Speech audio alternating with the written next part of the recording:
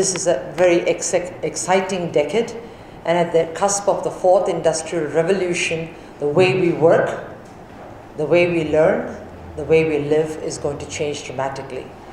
In the next 3 to 4 years, you will see that 75% of all the people in the world will be living almost in the cities.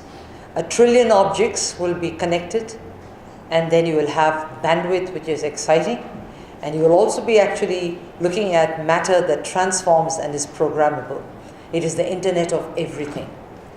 Having said this, the National Association of Software and Service Companies basically is the platform and an enabler for every other industrial sector, whether it is automotive, engineering, or if it is security, or if it's electronics, media and entertainment, telecom, real estate, gem and jewelry, furniture making, take what you will. You will never find the ability to scale, the efficiencies to be achieved without technology at the helm of it. Even if I were to talk about a textile worker, using CAD becomes an important prerogative. If I'm talking about healthcare, you will also see that there's a huge amount of automation that actually permeates the very processes that are now actually being skilled. Having said this, what happens now in this area is there are 4 major subsectors that have to be considered. The IT services, business process management, engineering and R&D, and software and product development. These 4 have spawned actually 48 service lines or trades, otherwise called occupations.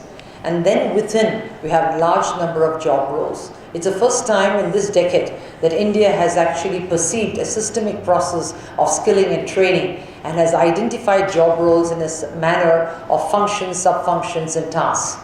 And these map extraordinarily well with the international scenarios. So we have mapped our job roles with Japan, with Korea, with Canada, with UK, Australia, New Zealand. What really happens is, having also the national skills qualification framework in place, it opportunes a very interesting scenario wherein which an individual can use a certification actually earned in India to be a currency for global mobility. This actually makes it come true, the Prime Minister's idea that India could be the warehouse of the globe and of course for the future. But having said all of this, this is a very, very dynamic scenario because the technology is never salient and it's never stable. What actually happens in this industrial revolution vis-a-vis the other 3 before is, there was actually a decade, sometimes 2 decades or even 100 years before the technology innovation came to be. The first one was the steam engine, the second was electricity, the third was on computing, and now it's all on digital disruption. Those changes and transformations gave you time to actually innovate and come to understand the nuances of it. Here, when you have a new technology come into play, it is 6 months and it's almost reaching its end and another thing comes into place. How do we address it? So the whole ecosystem has to respond equally fast, and the management of such change and the governance of it and the policies that have to be put in place has to be equally articulate and quick to take the decisions. So it's actually very important that we have administrators and CEOs at this particular forum to understand the enormity of what you have to govern and to change at the speed that is required.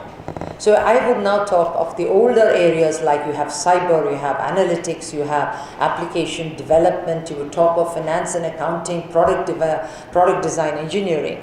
It's almost becoming legacy. Though it's important, now we talk of new technologies like robotic process automation, artificial intelligence, I will talk of blockchain, machine learning, 3D, 4D printing, we will talk of course, cloud is still there, Internet of Everything, and the list goes on. But each one of this intercepts and interacts with every other sector.